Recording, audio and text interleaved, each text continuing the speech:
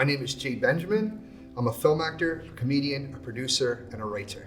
I got started in the industry at a very young age. At 6 years old, I started acting. I fell in love with acting. As I got a little bit older, I started doing Broadway, television commercials, and running through the New York acting, film, television scene. And that is how I started, when you still needed to actually submit by hand an actual headshot with a resume and had to go through the pipeline and all the channels and all the rejections and forward. So yeah, that's how I started. I since I was a kid, since I was 6 years old, I've known that I wanted to be in this business. I've always wanted to be an actor. I didn't know I would turn into an actor, a comedian, a producer, and a writer. That wasn't on my plate of choices of things. But I stayed loose, I had fun, and I allowed myself to stay creative and evolve. And when I was 6, I had already been through things in life that really I wanted to get out of. And when somebody said you should try acting, and they brought me to live stage and to theater, I really found myself. And I found myself saving myself from everything that was going on around me in the real world. I found an escape that never existed to me. I found a group of people that seemed to understand me, accept me, and want to be around me in a way that I never understood, realized, or even thought existed.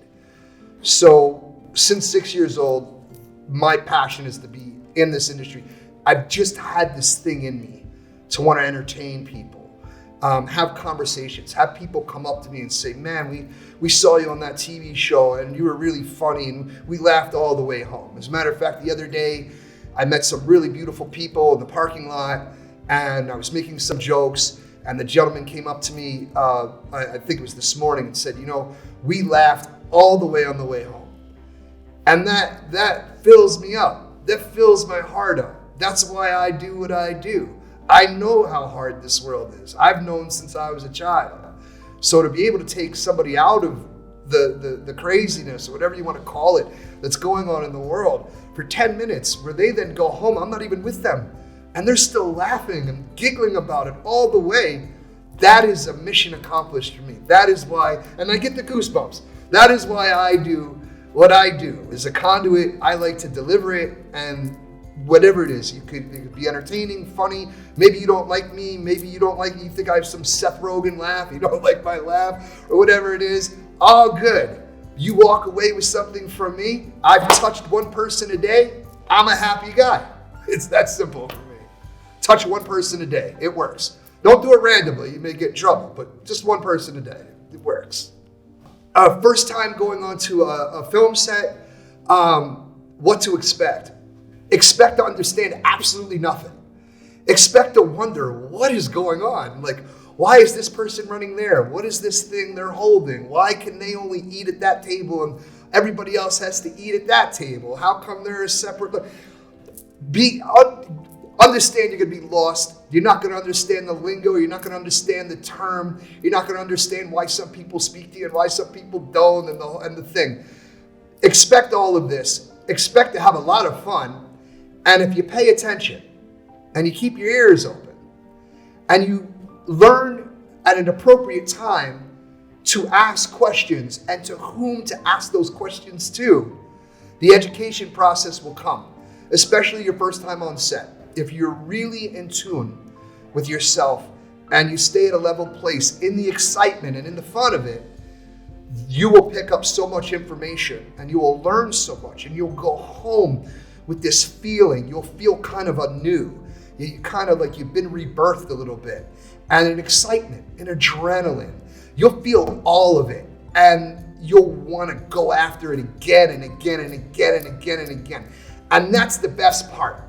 And if you're a newbie and it's your first time on set, asunder from what I just said, and you find yourself bored and pulling your hair out and just totally miserable, then you know that this isn't the business for you.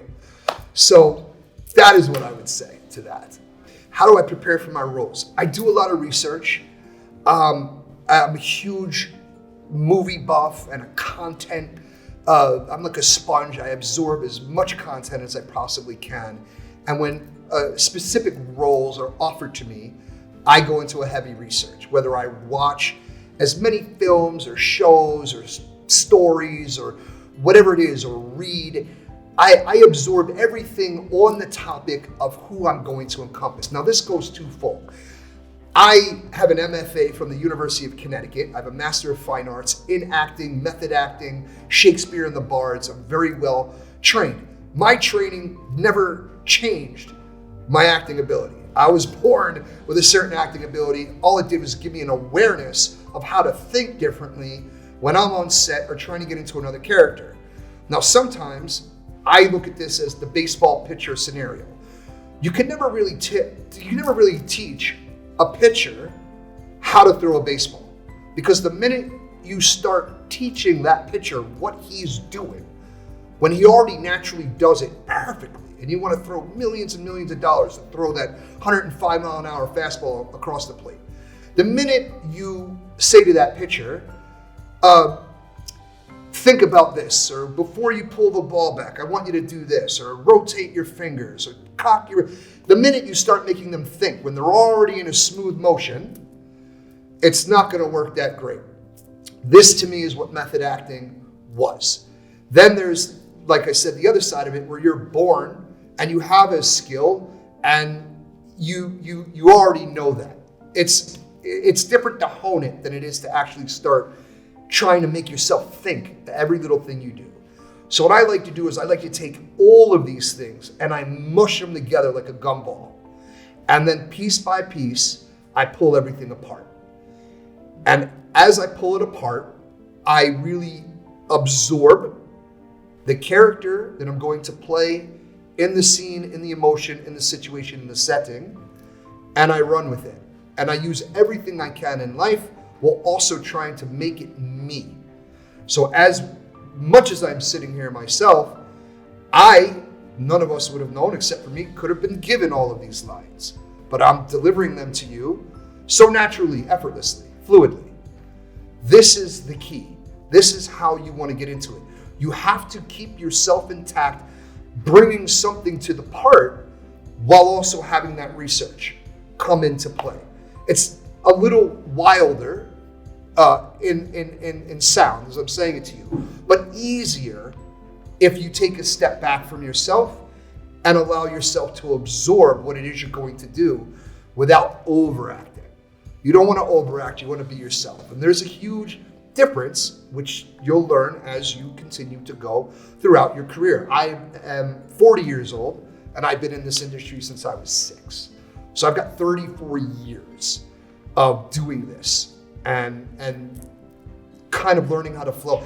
And I still need to learn how to do this, because we're always constantly learning, evolving, and trying to figure out how to do this. Because again, there is no right answer. The answer is between you and yourself and the people that hire you to do the job, that say you can do this job. Now you have to bring yourself to that part to do the job. And that's how I prepare. Just know that you don't be hard on yourself. It's easier said than done.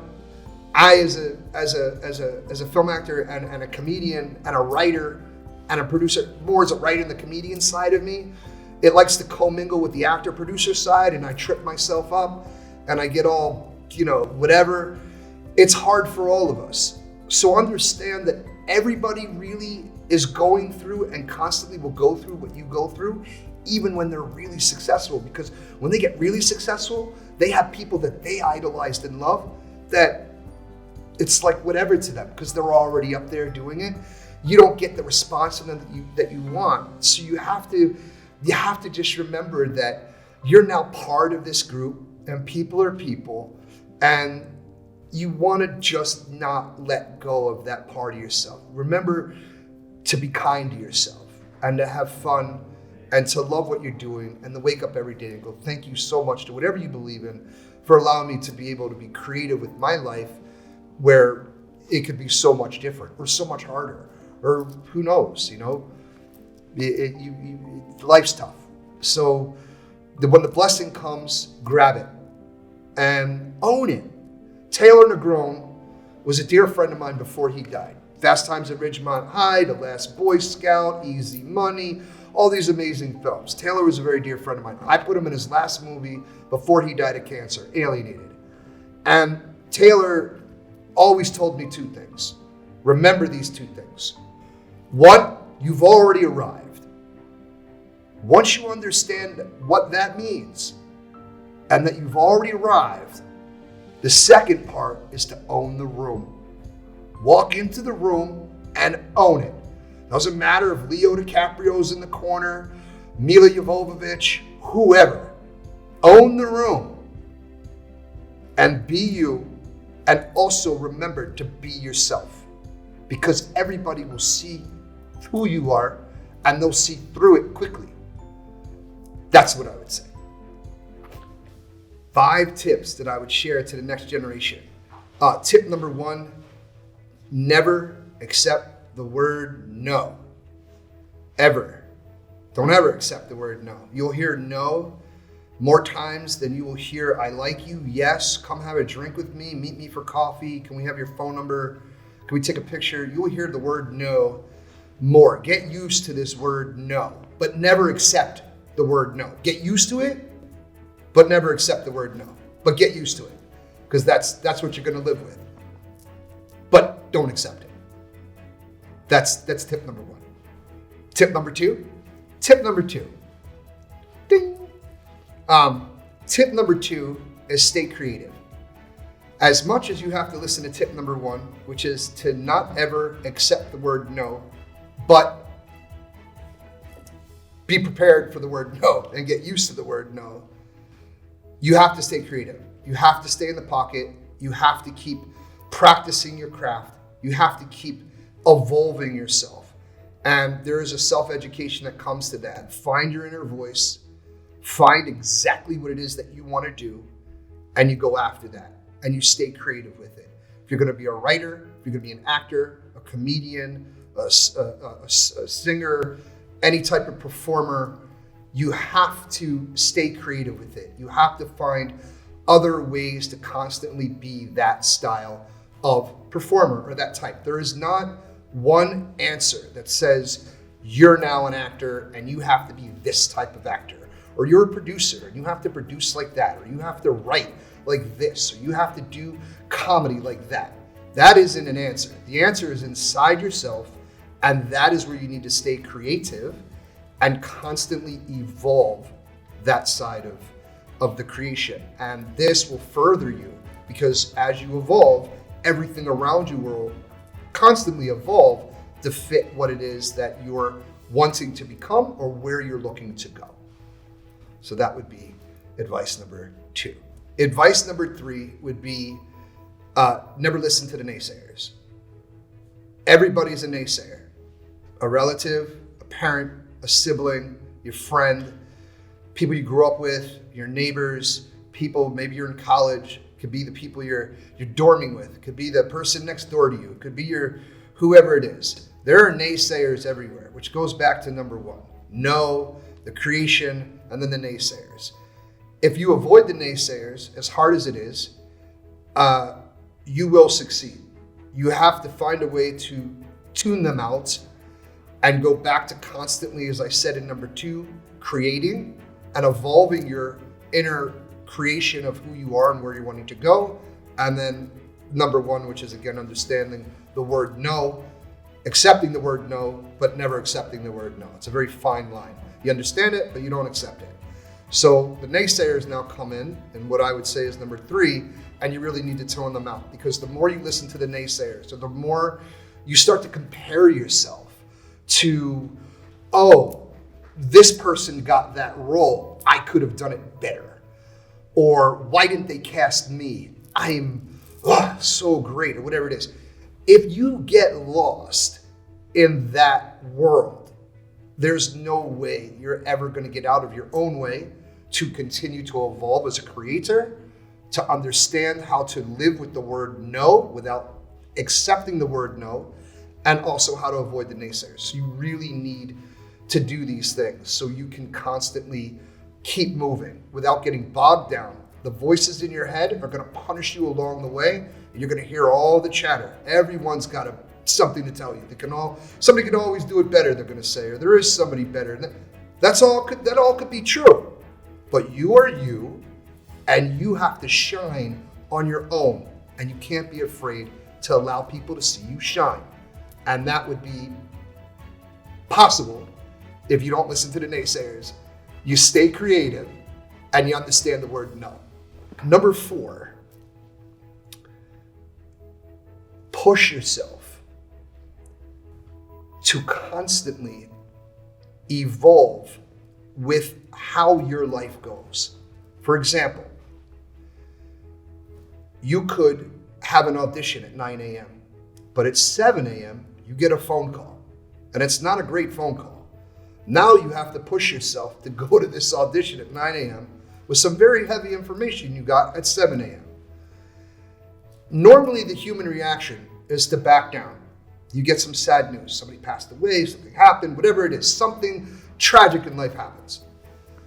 Our reaction as humans is to back down and just go, oh, there'll be another audition. There'll be another day to do this. There'll be something else. I ask you to not do that, to push yourself. No matter what is going on in your life, no matter what has happened in your life, no matter what you think may or may not happen, you have to push yourself and go do what you set out to do. If you have an audition at 9 and somebody called you at 7 and dumped some heavy stuff on you, you go at 9 because you have no idea who's going to be in the room when you walk in. And they may not hire you for that job, but they may have another job for you. And if you didn't go to the audition, if you didn't push yourself to go, and you didn't follow through with yourself and your own innards to become what you want to become, that opportunity then is missed. And to wake up and go, oh, there's another one. You can't honestly say that when you go to bed that night. You cannot go to bed clean and go, oh, there'll be another chance. There'll be another audition. You now have taken yourself out of knowing for a fact whether this moment was for you or if it was really for another time. So it's really important to push yourself. Push yourself. Don't listen to the naysayers. Stay creative. Understand to live with the word no. Respect it, but don't accept it. And then number 5 is to have fun. It is so important to have fun with yourself, with your mistakes. You're going to make so many mistakes. You're going to meet so many people along your way, some of which you may have wanted to meet your whole life. And you have to remember, people are people. And not everyone is going to dance to your drum. And you will get disappointed sometimes. But that doesn't take away who you are and where you're going. Point is that you really need to constantly follow through with yourself. You need to keep going forward. And you have to just stay in the pocket and never give up that opportunity, never give up that moment, never say there's going to be another day, never, just go. No matter how hard it is, go, because that is a challenge from a higher source, really challenging you to see if you're really ready for what is really going to come, especially in a business that is so open, where there's so much power and beautiful people and egos and money and this and that. If you lose yourself in this and you forget why you got in it and you forget to have fun, you're dead in the water. And then you become something you really didn't want to become. And now you're lost in a whole different place. And that's where other problems can begin. So you really need to stay focused with yourself and keep moving in that positive place and not pass up, no matter what's going on in your life. Take the opportunity. It came to you for a reason. It's here for a reason. And you need to follow through the energy to its end. Don't cut yourself out of it, because you never know when it's your time to get that call or to get cast or to get chosen to do what you really want to do. And sometimes it gets pointed out to you and you had no idea that that's what you want to do. And that's a beautiful thing as well. So have fun with that also. There's an evolution to yourself. There's an evolution to the process. There's an evolution to your life. There's an evolution to everything. The moment you stop having fun with all of it, it's over. So have fun with everything you do. And remember, this is an industry where you've chosen to be in and play a certain part, whether you're an actor, a writer, a producer, a singer, a dancer, a juggler, a comedian. You have chosen your path. You must have fun with it at the same time, as hard as it will be. Have fun and be able to laugh at yourself and allow others to laugh with you. So again, you can continue to evolve, creatively grow, and your ball, that's you, continues to go and get bigger like a snowball, where you become what you're wanting, whatever that is, wherever it is. That's what I would suggest.